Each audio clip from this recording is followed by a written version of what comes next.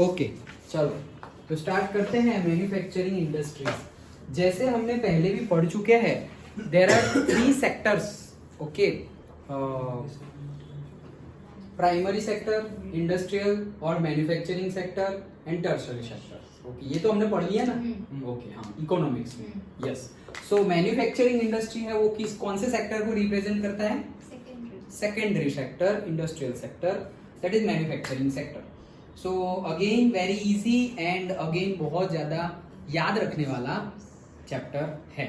Okay, इतना ज्यादा नहीं जितना लास्ट चैप्टर में था, बट लास्टली जो हमारे पास सारे डेटा है, जैसे कि क्रॉप्स वाले चैप्टर में हमने सब याद रखा कि राइस कहाँ ज्यादा होगा, उसके लिए कितना रेनफॉल चाहिए, कितनी ह्यूमिडिटी चाहिए, वो सब जैसे हमने याद रखा।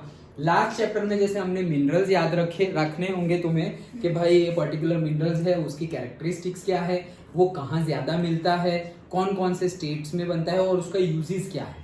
ओके, तो वो सब वहां याद रखना है। वैसे ही यहाँ पर डिफरेंट मेटल्स भी आएंगी। ओके, जैसे कि कॉपर है, एल्यूमिनियम है और जूट है। तो जूट मेटल नहीं है बट जूट का आएगा, जूट का भी है अंदर। सो डिफरेंट मैन्युफैक्चरिंग जो हम कर रहे हैं, मैन्युफैक्चरिंग मतलब 2 प्रोडक्ट हो गए। जैसे गेहूं है तो गेहूं, व्हीट एक प्रोडक्ट है, उसमें से तुमने व्हीट फ्लोर बना दिया तो व्हीट फ्लोर एक अलग प्रोडक्ट हो गया, 2 अलग अलग प्रोडक्ट हो गए, wheat and wheat flour. Okay, तो मतलब कुछ ना कुछ तुम मैन्युफैक्चर कर रहे हो। अभी जीरो में से कुछ ना कुछ तो नहीं आ जाएगा। Okay, there will be say input and then output. So input क्या होगा यहाँ हमारा, जैसे हमने देखा था कि मैन्युफैक्चरिंग इंडस्ट्री का इनपुट मेजरली कौन सा होता है? मेजरली क्या तुम पूरे का पूरा बोल सकते हो, फ्रॉम दी एग्रीकल्चर और से आर्टिफिशियल और से मैन्युफैक्चरिंग, दूसरी इंडस्ट्रीज होगी, दूसरी इंडस्ट्रीज और एग्रीकल्चर सेक्टर ही होता है क्या, input for the manufacturing industry. और उसका जो प्रोडक्ट होगा उसको फिर आगे हमें सेल करना है, वो फिर टर्शरी सेक्टर में जाएगा। सो स्टार्ट करते हैं। Production of goods in large quantities after the processing from raw materials to move more valuable, ये वर्ड होना चाहिए तुम्हारे डेफिनेशन में, more valuable products is called manufacturing. मतलब क्या कि रॉ मटेरियल में से मोर वैल्यूएबल फिनिश्ड प्रोडक्ट बनाने की जो प्रोसेस है, ये प्रोसेस को बोलते हैं मैन्युफैक्चरिंग। इनपुट क्या है? Raw materials. आउटपुट क्या है? मोर वैल्यूड फिनिश्ड प्रोडक्ट। ओके, तो रॉ मटेरियल में से मोर वैल्यू वाली मोर वैल्यू वाली ना, गेहूं सस्ता होता है compare to the wheat flour. Wheat से जो बिस्किट बनती है वो महंगी होती है। 1 केजी व्हीट लाओ और 1 केजी व्हीट की बिस्किट लाओ तो व्हीट की बिस्किट महंगी होगी। पार्ले जी देखो कितनी महंगी मिलती है तो व्हीट बिस्किट ही। ओके, सो रॉ मटेरियल से तुमने मोर वैल्यूएबल कुछ ना कुछ बना दिया। सोचो, ये इंडस्ट्री, यही बिजनेस है। किसी को आगे जाके फ्यूचर में बिजनेसमैन बनना हो, सो कुछ ज्यादा बहुत बड़ा सोचने की जरूरत नहीं है। रॉ कुछ नया, मतलब तुम रिसर्च साइंटिस्ट बनना हो तो अलग जगह है, यहाँ पे बिजनेसमैन बनना हो तो क्या करना है, रॉ मटेरियल ले लो, उसमें से तुम कुछ मोर वैल्यूएबल बनाओ। ओके, मोर वैल्यू, और जरूरी नहीं है कुछ नया करो, जो ऑलरेडी कोई कर रहा है उसी को भी कॉपी पेस्ट कर सकते हो, लेकिन अलग तरीके से। ओके, लोग चाय बेच के कितना कमा रहे हैं। ओके, तो क्या इससे पहले किसी ने चाय ही नहीं बेची? ओके, इससे पहले किसी ने चाय नहीं बेची, ऐसा तो है नहीं। ओके, बट उसने कुछ अलग किया, मतलब जो बिजनेसमैन होगा उसने कुछ अलग किया कि भाई एक फिक्स्ड क्वांटिटी, सबकी अलग अलग स्ट्रेटेजी होती है। चाय तो सब बेचते ही है, तो अब नया कोई चाय वाला आया तो उसने क्या अलग किया, तो उसने कुछ अलग किया कि चाय के साथ साथ सपोज पफ भी बेच रहा है। ओके, चाय के साथ साथ कुछ बर्गर बेच रहा है। ओके, ये तुम नाम बोले MBA चाय वाला, तो वहां तुम जाओगे तो कितना कुछ मतलब बर्गर है, पिज्जा है। ओके, तो चाय वाला क्यों रखा भाई? एक तो फूड कॉर्नर हो गया ये तो, बट चाय वाला क्यों? क्योंकि मेन स्टार्ट कहां से किया था? चाय से। जैसे हमारा यहाँ पर भी है, हाँ, वो चाय सुट्टा बार, तो वहां पर भी उसने स्टार्ट कैसे किया था? चाय से। लेकिन वहां पर भी देखो तुम, केक मिलती है, पेस्ट्री मिलती है और पफ और बर्न, बहुत कुछ टाइप का मिलता है, मतलब in short. Okay, so that is the thing. नाम में चाय सुट्टा बार, मतलब चाय सुट्टा बार भी मिलता है अल्कोहल वो नाम है वैसा। वो नाम है वैसे। Okay, so that is the thing. Okay, कि तुम कुछ मोर वैल्यूएबल कर दो तो पैसे ही पैसे हैं। यही है एक मंत्र जो बोले हम, वही है कि भाई तुम ज्यादा कुछ बहुत ज्यादा पैसे कमाने के लिए बहुत ज्यादा कुछ डिफरेंट अलग करना है, लेकिन एक कंसेप्ट क्लियर, जो अच्छे से तुम इकोनॉमिक्स, ये मैन्युफैक्चरिंग इंडस्ट्री, ये सब अच्छे से पढ़े, और फिर सपोज किसी को बिजनेसमैन ही बनना है, तो कोई सपोज तुमने कॉमर्स ले लिया, तुम्हें plus minus data entry statistics सब डेटा सब कुछ है, और आगे जाके तुम बिजनेसमैन मतलब वो लाइन में जा रहे हो तो अच्छा बिजनेस कर सकते हो। और ये तो मैंने पढ़ाई के साथ साथ वाला बिजनेस का बताया कि तुम पर्टिकुलरली फील्ड ज्वाइन करोगे ये वो। अदरवाइज तुम देखो ये जितने भी बाहर सबसे कम पढ़े लिखे वो सबसे ज्यादा पैसे कमा रहे हैं। ये खाने पीने वाले जो भी हमारे जो सेलर्स है, ओके, तो वो क्या इतना पढ़ पढ़ के बाद फिर चला रहे हैं? It's not like that. Okay, उसके बाद वो सपोज उनको कुछ टाइम मिला तो शायद कुछ पार्ट टाइम कर लिया कुछ ना कुछ डिग्री के लिए। Okay, like that. सो जैसे मैंने पहले भी ये चीज तो बताई है कि earning money and having knowledge two different thing, not connected. हाँ, अगर तुम्हारा मनी अर्न करने के लिए कुछ दिमाग नहीं चल रहा है और तुमने स्टडी में अच्छा किया है तो दिमाग चलेगा और तुम कुछ कर पाओगे अच्छा। ओके, मतलब एक हमारे पास बैकअप प्लान है कि कुछ नहीं है तो हमारे पास नॉलेज तो है ही। ओके, बट डायरेक्ट रिलेशन नहीं है कोई। सो दैट इज द मैन्युफैक्चरिंग। अब नेक्स्ट जो क्वेश्चन बनता है 3 मार्क 5 मार्क में, that is what is the importance of manufacturing. Manufacturing का इंपॉर्टेंस क्यों है? ओके, तो सिर्फ गेहूं ही खाते रहो, बिस्किट मत खाओ, ऐसे लाइक दैट, रोटी ही खाते रहो, पिज्जा मत खाओ, लाइक दैट। तो क्या है भाई importance? Manufacturing industries help in modernising the agriculture. भाई मैन्युफैक्चरिंग इंडस्ट्री है वो एग्रीकल्चर को मॉडर्नाइज कर देगा। क्यों? पहले बैल चलते थे, हल बैल चला मतलब हम चलाते थे, तो अब तो ट्रैक्टर है भाई। ओके, तो टीलिंग ऑफ लैंड के लिए और वो सब different different types of machines है। हार्वेस्टर, हार्वेस्ट करने के लिए भी हार्वेस्टर है, सब चीज के लिए, थ्रेशिंग के लिए, टीलिंग के लिए, हार्वेस्टिंग के लिए, अरे सीडिंग के लिए भी सीड ड्रिल आता है। ओके, तो कितना कुछ ये सब कहाँ, ये बनेगा कहाँ पे? ट्रैक्टर कहाँ पे बनेगा? मैन्युफैक्चरिंग इंडस्ट्री है भाई। तो वो क्या कर देगा? एग्रीकल्चर को मॉडर्नाइज कर देगा, which forms the backbone of our economy. तो भाई बैकबोन, कितना भी हम आगे चले जाए, बैकबोन क्या रहेगा? हमेशा एग्रीकल्चर, हमेशा एग्रीकल्चर। क्यों? कितना भी आगे चले जाए, लेकिन पैसे तो खा नहीं सकते हम, खाएंगे तो दाल चावल ही। कितने भी आगे चले जाए, कितने भी मनी अर्न कर ले, बट फिर क्या, जो हमने प्रॉपर्टी इकट्ठा की है वो तो हम खा नहीं सकते, उससे तो हम जी नहीं सकते। ओके, बेसिकली रोटी कपड़ा मकान वो तो चाहिए चाहिए और चाहिए। फिर हमने बहुत ज्यादा गोल्ड इकट्ठा कर लिया, पैसे इकट्ठा कर लिए, तो उससे कुछ ज्यादा होने वाला नहीं है। कोई बोले कि तुमने मैं गोल्ड दूंगा, खाना एक थोड़ा भी नहीं दूंगा, ले नहीं थोड़ा तो दो, नहीं थोड़ा भी नहीं दूंगा, लाइक दैट। तो हमें इंपॉर्टेंस पता होना चाहिए। Second, it reduces the heavy dependence of people on agriculture income by creating jobs in secondary and tertiary sector. होता क्या है कि जनरली हमारा आज का इंडिया की बात करें तो आज की डेट में भी हम सबसे ज्यादा किसके ऊपर डिपेंडेंट है? एग्रीकल्चर के ऊपर सबसे ज्यादा आज की डेट में भी। तो मतलब कि जैसे हमने पढ़ा था डिस्गाइज्ड अनएम्प्लॉयमेंट। ओके, जरूरत नहीं है फिर भी लोग खेत में जा रहे हैं। क्यों? जॉब ही नहीं है। तो भाई जॉब क्यों नहीं है? भाई इंडस्ट्री नहीं है तो जॉब कहाँ करने जाएंगे भाई? ओके, ऐसे रोड पे चल के कुछ ना कुछ थोड़ी बना देंगे। इंडस्ट्री तो होनी चाहिए जहां पे हम जॉब करने की, जैसे कि भाई तुम्हें पढ़ाई करनी है तो कॉलेज स्कूल तो होनी चाहिए ना। स्कूल कॉलेज है ही नहीं तो फिर सेल्फ स्टडी तो कितनी करोगे? कोई तो होना चाहिए गाइड करने के लिए। ओके, वैसे ही यहाँ पर हमें जो डिपेंडेंस है एग्रीकल्चर के ऊपर के भाई वहां पे ही जाना पड़ेगा, तो इससे अच्छा है तुम्हें मैन्युफैक्चरिंग इंडस्ट्री और उसके बाद टर्शरी इंडस्ट्री में जॉब मिलने के चांसेस ज्यादा है। और सबसे ज्यादा चांस कहाँ पे है? टर्शरी में।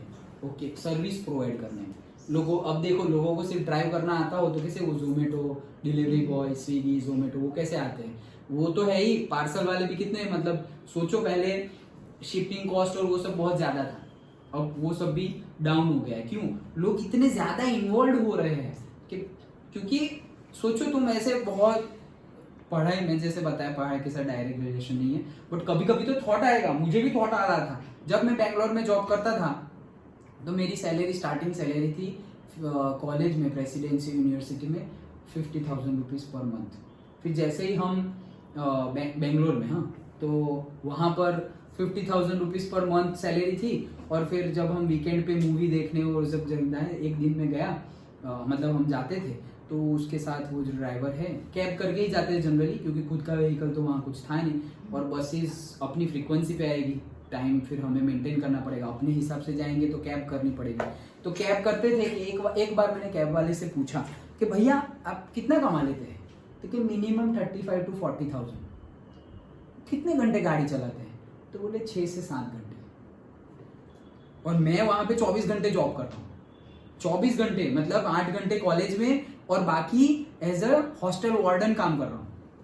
ओके, तो हॉस्टल में बच्चों की देख रेख करना, उनको संभालना, सब कुछ, हॉस्टल वार्डन प्लस कॉलेज में जॉब, वो मिला के 50,000। और वो भैया 6 to 7,000 गाड़ी घुमा के, गाड़ी भी खुद की नहीं, 6 to 7 आवर्स, क्या बोला? अच्छा, सो 6 to फ्लो में आ जाता है, सो 6 to 7,000 रुपीज।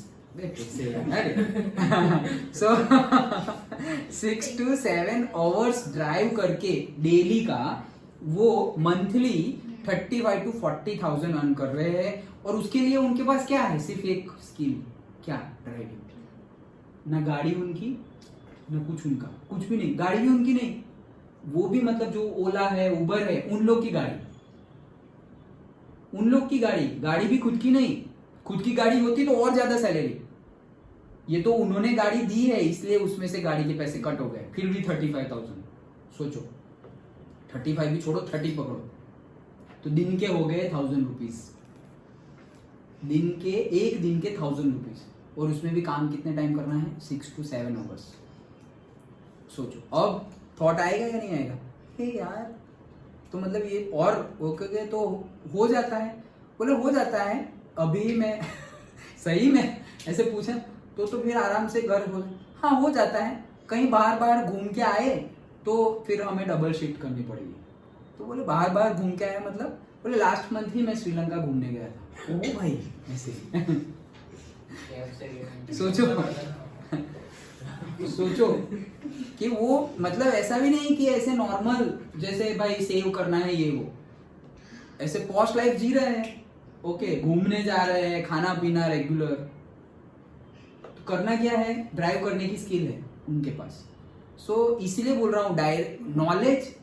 तो मैं उन्होंने बोला था कि फिर मैंने इतनी बात की, तुम आप क्या करते हो ना? मैं प्रोफेसर हूँ कॉलेज में। अरे वाह वाह वाह, अरे सर बहुत ज़्यादा, मतलब बोले आप एक सबसे ज़्यादा जो नोबल प्रोफेशन है उसमें हो आप, मतलब बहुत उसके बाद जब जैसे ही मैंने ऐसा बताया कि मैं प्रोफेसर हूँ कॉलेज में, तो उनका पूरा नज़रिया, मेरे साथ बात करने का स्टाइल चेंज हो गया। अरे यार सर बहुत अच्छा लगा आप आए। तो हम तो क्या है, पैसे कमाते हैं, पैसे तो कोई भी कमा लेता है, बट आपको जो रिस्पेक्ट मिलती है वो हम नहीं कर सकते। तो वो मुझे तो थॉट आ रहे थे खुद, मैंने तो उन्हें बताया ही नहीं कि मुझे ऐसे थॉट आ रहे, खुद वही बताए, सर आप जो रिस्पेक्ट अर्न करते हैं और आप जो सोसाइटी के लिए करते हैं, मतलब आप अपना काम भी कर रहे हैं, साथ साथ में सोसाइटी को भी ऊपर ले जा रहे हैं। ओके, हमारा सोसाइटी में इतना ज्यादा कुछ इन्वॉल्वमेंट नहीं है, दोनों नीड्स ही फुलफिल करनी है, लेकिन आप नीड्स के, प्रेजेंट नीड के साथ साथ फ्यूचर का भी एक पाइप, मतलब एक बेस बना रहे हैं। ओके, उनका देखने का नजरिया ही बदल गया। उन्होंने मुझे, मतलब फिर मुझे भी, अरे नहीं यार ऐसा तो नहीं है, हम भी कुछ अच्छा ही कर रहे हैं ऐसे। But if you only think about money तो फिर वो अलग चीज हो जाएगी। ओके, सो नॉलेज अलग जगह है और मनी अलग जगह है। ओके, चलो, सो industrial development is a pre condition for eradication of unemployment and poverty. तो अनएम्प्लॉयमेंट, बेरोजगारी, मतलब पढ़े लिखे हुए फिर भी जॉब नहीं मिल रही है, अनएम्प्लॉयमेंट, एंड पॉवर्टी, गरीबी। ओके, ये दो जो डिजीज है सोसाइटी के, उसको इरेडिकेट मतलब निकालने के लिए एक चीज जरूरी है, जो है इंडस्ट्रियल। पूरा डेवलपमेंट तो जरूरी है, but at the same time industrial development भी जरूरी है। This was the main philosophy behind the public sector industries and joint sector ventures in India. तो यही एक मेन रीजन है। Public sector, private sector, joint sector, different sector हम पढ़े हैं ना हमने थोड़े बहुत मैन्युफैक्चरिंग सेक्टर में, organised, unorganised sector and all सब कुछ। सो वो जो है उसका मतलब एक बेस क्या है, हमारा जो पब्लिक सेक्टर और जॉइंट सेक्टर है उसका बेस क्या है कि जो इंडस्ट्रियल डेवलपमेंट है वो होगा तभी पॉवर्टी और अनएम्प्लॉयमेंट जैसी चीजें हट जाएगी। It was also aimed at bringing down the regional disparities by establishing industry in the tribal and backward areas. तो हमेशा ट्राइबल और बैकवर्ड एरिया का डिफरेंस होता है हमेशा किसके साथ, मतलब जैसे हम बोलते हैं ना रूरल एंड अर्बन। ओके, तो रूरल मतलब कौन सा, गांव वाला है या शहर वाला? गांव वाला रूरल और अर्बन मतलब शहर वाला। तो जैसे बोलते हैं हम अर्बनाइजेशन, ओके, तो शहरीकरण ऐसा बोलते हैं कि ये गांव था अब वो सिटी जैसा हो गया, ओके, लाइक दैट। तो हमेशा एक डिफरेंस रहता है, ये तो गांव वाले हैं और ये शहर वाले हैं। किस चीज में डिफरेंस होता है? मेजरली सभी चीज में डिफरेंस होता है कि भाई वो कपड़े पहनने का, तो भाई वो उनके जो कपड़े पहनने की जो उनकी कपड़े की जो कॉस्ट होती है और शहर के लोगों की कपड़े की कॉस्ट होती है उसमें डिफरेंस होता है। खाने की क्वालिटी में डिफरेंस होता है, खाने की प्राइस में डिफरेंस होता है, कुछ हुआ और मेडिकल इंश्योरेंस मतलब मेडिकल ट्रीटमेंट लेनी है उसमें भी डिफरेंस होता है। हम प्राइवेट में और कहीं पे तुम गवर्नमेंट में भी अच्छी जगह या प्राइवेट हॉस्पिटल्स में गए, उन लोग के पास प्राइवेट का तो सोचने का मतलब ऑप्शन ही नहीं है, गवर्नमेंट में ही जाना पड़ेगा। कितना भी लेट हो, मतलब छुट्टी पे हो डॉक्टर, तो जब छुट्टी घूम के आ जाए फिर उनके पास ट्रीटमेंट लेना है, लेकिन करवाना वहीं पे है, नो चॉइस, मनी नहीं है, ओके, लाइक दैट। तो ये सारे डिफरेंस हमेशा ही रहेंगे, ओके। तो ये डिफरेंस कम हो उसके लिए हम काम कर सकते हैं। कैसे ये डिफरेंस कम होंगे? अगर तुमने रूरल एरिया में ही इंडस्ट्री एस्टेब्लिश कर दी तो सबसे ज्यादा लोगों को जहां एम्प्लॉयमेंट मिलेगी वो नजदीक के ही होंगे, तो वहां के लोगों को एम्प्लॉयमेंट मिलेगी। पैसे अर्न नहीं कर रहे थे, ऐसे ही डिस्गाइज्ड अनएम्प्लॉयमेंट था, ऐसे ही खेत में जा रहे थे, जरूरत नहीं है फिर भी, तो इससे अच्छा है कंपनी में जाएंगे और 2 पैसे अर्न करेंगे। तो ये डिफरेंस जो था अर्बन और रूरल के बीच में, ओके, वो कम हो गया। क्यों? क्योंकि हमने इंडस्ट्री वहां डाल दी इसीलिए। और वैसे भी यहां डालेंगे तो शहर वाले बोले अरे यार बहुत नॉइज पॉल्यूशन है, अरे बहुत ये है वो है, बोलते हैं ना, आगे बढ़ जाए तो नखरे बढ़ जाते हैं, okay.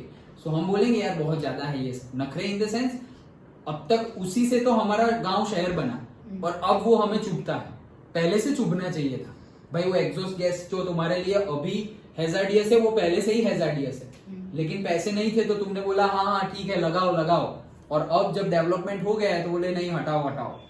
That is not the case, that should not be the case, okay. तो इससे ये प्रॉब्लम जो है वो डाउन हो जाती है। मतलब रीजनल डिस्पैरिटी का मीनिंग समझ में आया?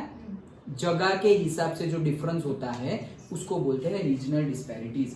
And last point, export of manufactured goods expands trade. मतलब जितना ज्यादा हम मैन्युफैक्चरिंग करेंगे गुड्स का, उससे बिजनेस बढ़ेगा। तो उससे अगर हमारे पास जो हमारा कंजम्पशन है वो बढ़ेगा। अगर कंजम्पशन से ज्यादा मैन्युफैक्चरिंग है तो हम एक्सपोर्ट कर सकते हैं, तो एक नई इनकम जनरेट होगी, ओके। जैसे कि हमारे भाई वीट है, तो वीट जितनी डिमांड है हमारी उतना सप्लाई हो जा रहा है, बहुत अच्छी बात है। उससे ज्यादा सप्लाई हो रहा है तो बेच दो, पैसे आएंगे, उसका कुछ अच्छा यूज करेंगे हम, लाइक दैट। तो ट्रेड बढ़ता है एंड ट्रेड एंड कॉमर्स मतलब बिजनेस बढ़ता है and brings in much needed foreign exchange. तो अगर हम एक्सपोर्ट करेंगे तो हमारे पास फॉरेन एक्सचेंज बढ़ेगा। फॉरेन एक्सचेंज मतलब वहां की करेंसी, हम जैसे हम सपोज ओमान और से इराक और कुवैत और सब जगह से सपोज हम सऊदी अरेबियन कंट्री से हम ऑयल लेते हैं सपोज, तो वो जो ऑयल लेते हैं तो हम उनको क्या देते हैं? रुपीस। अगर हम उनको रुपीस देंगे तो भले ही उनकी करेंसी हाई है लेकिन उनके पास हमारी करेंसी चली गई। जैसे हमने कुछ चीज बेची, ओके, हमने कुछ चीज बेची किसको? अमेरिका के लोगों को, ओके, कि हमारे पास सपोज वीट बहुत, कॉटन बहुत अच्छा है, अच्छी क्वालिटी का, तुम्हारे वहां नहीं होगा वैसे, वो कॉटन हमने बेच दिया तो वो डॉलर देगा हमें, वो डॉलर देगा तो हमारे पास फॉरेन एक्सचेंज बढ़ गया। अब वो डॉलर का हम क्या करेंगे? यहाँ तो चलने नहीं वाला, नहीं, जब हमें नीड होगी तो हम वो डॉलर दे देंगे उनको। वैसे भी डॉलर का प्राइस इंडिया की प्राइस रुपीज से ज्यादा है तो वो बढ़ेगा। ओके, जैसे कि सपोज 5 साल पहले देखो तो सपोज 70 रुपीज थे $1 के, आज की डेट में 82, 83, 85 ऐसे चल रहा है। तो $1 पे इतना चेंज हम अर्न कर सकते हैं। ये भी एक टाइप का इन्वेस्टमेंट है। फॉरेन करेंसी रखे रहो, जब उसकी वैल्यू बढ़ जाए दे दो वापस, तो ज्यादा पैसे मिलेंगे। अंडरस्टूड?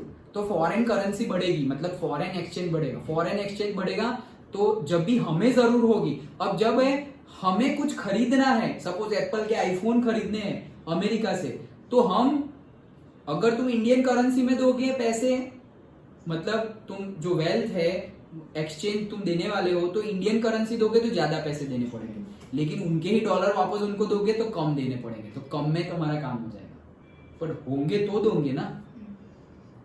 तो एक्सपांड और ट्रेड, ये जो एक्सपोर्ट बढ़ने से हमारा ट्रेड, बिजनेस, कॉमर्स भी बढ़ता है। अंडरस्टूड? तो ये सारे हैं importance of manufacturing. Important question पूछा जा सकता है। Next question, agriculture and industrialisation. ये एग्रीकल्चर है और ये इंडस्ट्रीज है। ओके, सो एक दोनों मतलब दोनों साथ साथ चलते हैं। क्यों? हमने पहले भी देखा है कि इंडस्ट्री का रॉ मटेरियल ही कौन प्रोवाइड करता है? एग्रीकल्चर। और एग्रीकल्चर रॉ मटेरियल प्रोवाइड करता है तो उसको वापस क्या मिलेगा? अरे अभी तो हमने बात की, ट्रैक्टर्स है, फर्टिलाइजर्स है, कितने सारे टूल्स है, पंप्स है, वो सब चीजें बनती कहाँ पे है? इंडस्ट्री में। तो ये रॉ मटेरियल प्रोवाइड करेगी, इंडस्ट्री आगे बढ़ेगी, इंडस्ट्री वापस ये साइड इन्वेस्ट करेंगे, मतलब देंगे उनको बनाकर। सो क्वेश्चन कैसे भी हो सकता है, कंसेप्ट हमें समझना है। जैसे इससे कुछ बना दो, agriculture and industrialisation are mutually dependent on each other, describe. तो ये चीज लिखनी है। ओके, क्वेश्चन कैसे, देखो फिर से बता रहा हूं, क्वेश्चन किसी भी तरह से बने, आंसर तुम्हारा सेम होगा। तो एटलीस्ट तुम्हें आइडिया आ जाना चाहिए वो कौन से कंसेप्ट की बात कर रहे हैं। तो जैसे मैंने एक क्वेश्चन अभी तुम्हें बताया, और कोई बनाना हो तो कुछ भी बना सकते हैं कि भाई agriculture and industrialisation go hand in hand, prove it. Prove it मतलब स्टेटमेंट लिखो ऐसे, तो वो प्रूव कर दिया हमने। अंडरस्टूड? तो वो ऐसे कुछ भी बन सकता है। चलो तो देखते हैं। Agriculture and industry are not exclusive of each other. Exclusive मतलब अलग नहीं है। ओके, दोनों अलग अलग नहीं है। They move hand in hand, तो मतलब एक साथ ही जाते हैं। Agro industries in India have given a major boost to agriculture by raising its productivity. तो जो एग्रो इंडस्ट्री है वो बहुत ज्यादा डेवलप कर रही है। क्यों? क्योंकि उनकी प्रोडक्टिविटी बढ़ रही है। प्रोडक्टिविटी मतलब क्या? कम समय में ज्यादा आउटपुट देना, उसको बोलते हैं प्रोडक्टिविटी। ओके, मतलब तुम कितना आउटपुट दे रहे हो पर टाइम, टाइम के रिस्पेक्ट में तुम कितना आउटपुट दे रहे हो, इसको बोलेंगे productivity. They depend on the later for raw materials and sell their products such as irrigation pumps, fertilizers, insecticides, pesticides, tools and machines, plastics and PVC pipes to the farmers. तो in return वो लोग इतना कुछ provide करते हैं। कौन? Industry. दस, देखो पहला point general point, last point general point, बीच वाला पॉइंट जो हमने डिस्कस किया वो रॉ मटेरियल प्रोवाइड करेंगे और उसमें रिटर्न में जो मिलेगा वो चीज। Thus, development and competitiveness of manufacturing industry has not only assisted agriculturists in increasing their production, but also made production process more efficient. तो इसीलिए अगर मैन्युफैक्चरिंग इंडस्ट्री का ग्रो हो रहा है तो उनके ऊपर भी प्रेशर आ रहा है। किनके ऊपर? एग्रीकल्चर इंडस्ट्री के ऊपर, कि हमें भी थोड़ा ग्रो करना पड़ेगा। क्यों? क्योंकि हैंड इन हैंड जा रहे हैं ना। कोई फास्ट जा रहा है और तुम स्लो हो गए तो नहीं चलेगा, तुम आगे जा रहे हो और वो स्लो हो गए तो भी नहीं चलेगा। क्यों? वो सब तुम्हें प्रोवाइड कर रहा है भाई। अगर मैन्युफैक्चरिंग इंडस्ट्री बैठ गई तो फिर कौन? ट्रैक्टर, ये सारी चीजें, पाइप्स एंड इरिगेशन पंप्स, वो कौन प्रोवाइड करेगा? और समझो कि वो अगर बहुत आगे चली गई, ओके, तो भी डिपेंडेंस तो तुम्हारे पास है ही, क्योंकि वो ऐसा तो बोलेगी नहीं कि भाई मैं वीट कुछ चाहिए नहीं, मैं ऐसे ही बिस्किट बना दूंगा। ऐसे तो होगा नहीं, वीट तो देना ही पड़ेगा। मतलब डिपेंडेंस तो है लेकिन डिफरेंस बढ़ गया। तो डिफरेंस नहीं बढ़ना चाहिए, डिफरेंस कम होना चाहिए।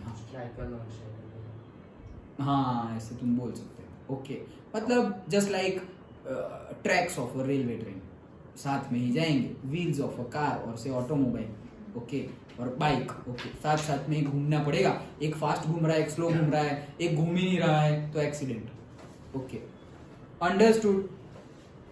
क्या है motivation? Don't say it is difficult when you have not even tried, okay, take a deep breath and remember तुम कौन हो, ओके, तो तुम नहीं कर सकते ऐसा नहीं बोलना है कभी भी। कितना टाइम हुआ?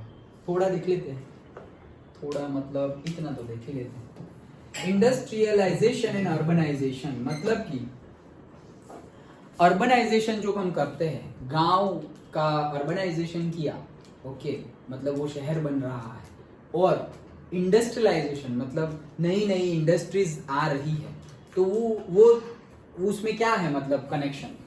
After an industrial activity starts urbanisation follows, मतलब जैसे ही इंडस्ट्रियल एक्टिविटी स्टार्ट्स हुई अर्बनाइजेशन फॉलोज, मतलब जहां इंडस्ट्रियलाइजेशन होगा वहां अर्बनाइजेशन होने ही लगेगा, क्योंकि वहां पे पैसे आने लगेंगे, वहां पे बैंक्स आने लगेगी, लोग पैसे अर्न करेंगे, पैसे अर्न करेंगे तो स्पेंड भी तो करेंगे, ओके, और स्पेंड करेंगे तो मतलब जितना ज्यादा स्पेंड उतना मतलब अर्बनाइजेशन हो गया है, ऐसे, okay. So industries are located in और नियर द सिटीज, तो सिटीज में और नियर बाय ही होगी। Thus industrialization and urbanization again go hand in hand, तो जैसे एग्रीकल्चर एंड वो हमारा इंडस्ट्रियलाइजेशन और मैन्युफैक्चरिंग हैंड इन हैंड जाता है, वैसे ये भी हैंड इन हैंड ही जाएगा। Cities provide markets and also provide services such as banking, insurance, transport, labor, consultants and financial advice etc. to the industries। तो ये सारी चीजें होनी चाहिए। इंडस्ट्री होगी तो इंडस्ट्री के पास इंश्योरेंस, बैंकिंग, ट्रांसपोर्ट फैसिलिटी सब कुछ होना चाहिए। अगर नहीं है तो इंडस्ट्री ग्रो नहीं कर पाएगी, तो इंडस्ट्री वहीं एस्टेब्लिश होगी जहां पे ये सब हो सकता है, और अगर नहीं है तो एस्टेब्लिश होगा, नहीं है तो एस्टेब्लिश होगा, ओके, तो वहीं पे इंडस्ट्री बनेगी। जैसे ऐसा समझो हमारा स्टैच्यू ऑफ यूनिटी, तो वहां के लोगों के लिए या कोई भी वहां के पेट्रोल पंप भी मान लो, वहां के लोग, वहां के पेट्रोल पंप, वहां के रोड्स, ये बनने से पहले उतना यूज होता था क्या? नहीं होता था, लेकिन अब वो कितना ज्यादा यूजफुल है। मतलब पहले तो क्या था, जब हमारा जो डैम है ओवरफ्लो होता था तब जाते थे लोग वहां पे, और मॉनसून में जाते थे ज्यादातर, लेकिन 8 to 10 मंथ तो वो बंद ही, वहां पे वो ज्यादातर लोग जाते नहीं थे। और अब 12 month full time 365 days open ही है, ओके। स्टैचू म्यूजियम क्लोज है तो ये ओपन है, ये ओपन है तो ये क्लोज है, वैसे इंटर एक्सचेंज, मतलब कि तुम जा सकते हो वहां पर, और जाएंगे तो वहां खाना भी खाएंगे, पानी भी पिएंगे, गाड़ी है तो पेट्रोल भी डालेंगे, ओके। तो वहां के लोगों का डेवलपमेंट, वहां पे होटल है तो होटल भी अभी ग्रो करेगी, क्यों? तो मतलब ये एक हमारा पर्टिकुलर सेक्टर, जैसे हम ट्रैवल वाला नहीं पढ़े थे, टूरिस्ट, ओके, सो एक जोन हो गया, तो दैट इज द थिंग। अब कितना ज्यादा मतलब वहां के रोड्स देखो, खराब भी होते हैं तो थोड़े ही टाइम में वापस रिपेयर भी हो जाते हैं, क्यों? इतने ज्यादा लोग आ रहे हैं। हर वो सरदार पटेल की जो बर्थडे होती है, okay, her 31st of October, तो हर एवरी 31st ऑफ अक्टूबर में नरेंद्र मोदी जी वहां पहुंच जाते हैं, तो भाई प्राइम मिनिस्टर वहां पहुंच जाएंगे तो फिर रोड अच्छे रखने पड़ेंगे, भले ही पूरे साल रोड कैसे भी हो, लेकिन अक्टूबर में तो रोड अच्छे ही मिलेंगे, ओके। क्यों? अगर अच्छे नहीं मिले तो कंप्लेन हो जाएगी। मोदी जी को तो ऐसा ही है कि सब कुछ अच्छा ही है, ओके, जो हर जगह तो यही तो है corruption, this is the corruption, के ऊपर सर को पता है कि सब कुछ सही सही ही चल रहा है, फिर सब सर जब देखते हैं तो वापस हाँ देखो सब सही ठीक ही है, ओके। बट ऐसा समझो कि यहाँ के सर भी स्ट्रिक्ट हो, मतलब मोदी जी ने जिसको चुन के रखा है, भाई तुम चीफ मिनिस्टर हो, चीफ मिनिस्टर ने चुन के रखा है, ए तुम्हें भरूच देखना है, भरूच ने बोला ए राजपीपला में तुम्हें देखना है, अब वहां का भी एकदम स्ट्रिक्ट हो, ओके, जो भी रूलर है वो एकदम स्ट्रिक्ट हो, उसे भी बताओ ये रोड क्यों ऐसा है, तुम्हारी वजह से ऐसा हुआ, तुम लोगों की ज्यादा ट्रक्स गई थी, इंडस्ट्री वाले को तुम लोगों की ज्यादा ट्रक्स गई थी इसके लिए ऐसा हुआ है, तुम्हें ही भरपाई करनी है, जल्दी करो, मोदी जी आने वाले हैं, ओके। नहीं आने वाले हो तो भी बोल देंगे मोदी जी आने वाले हैं, रिपेयर करो। तो वो कैसे आएगा? वो हर किसी को हम सुधारने कैसे बैठेंगे? हमें खुद इंप्रूव करना पड़ेगा।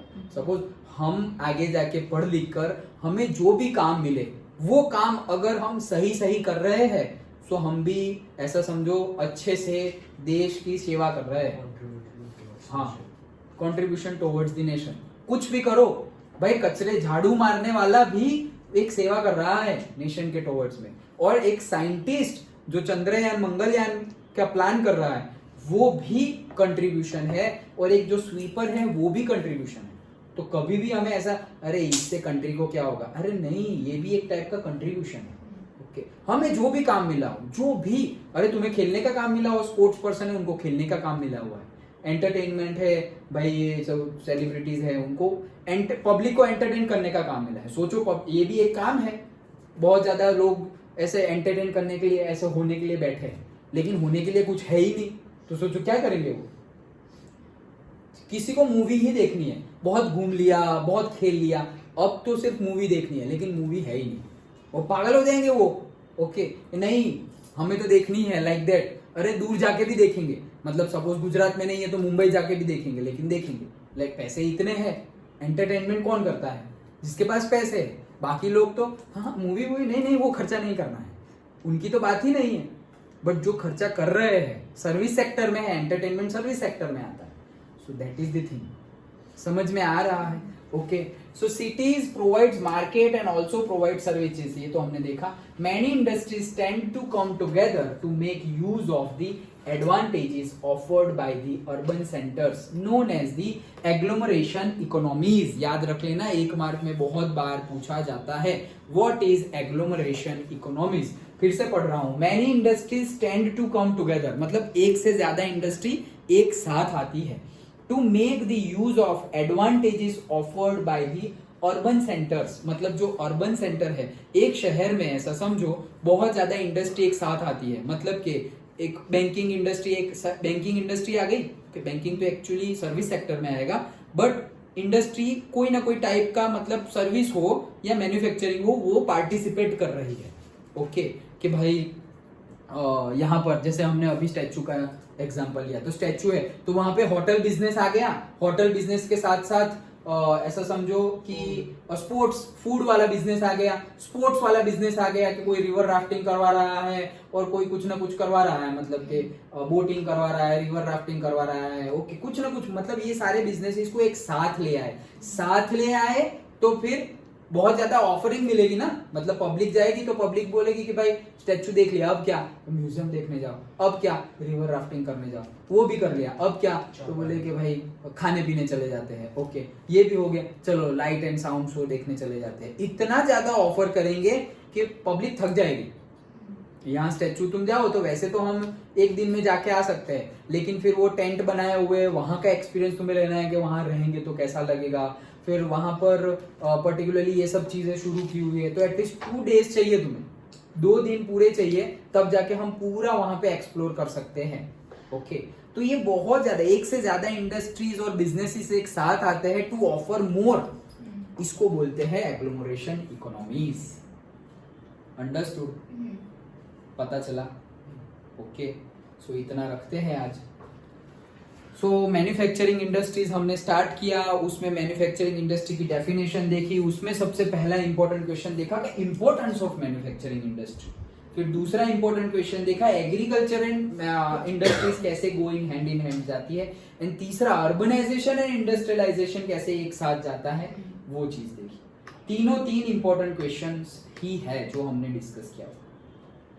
अंडरस्टूड, समझ में आया? ओके, दैट्स इट, आज इतना रखते हैं।